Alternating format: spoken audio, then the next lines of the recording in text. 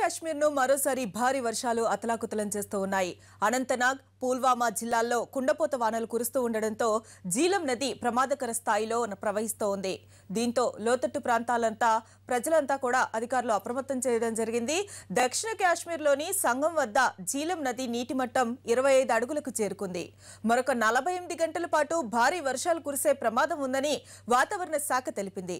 దీంతో అనంతనాగ్, పుల్వామా జిల్లాల్లో ప్రమాద హెచ్చరికలను జారీ చేశారు.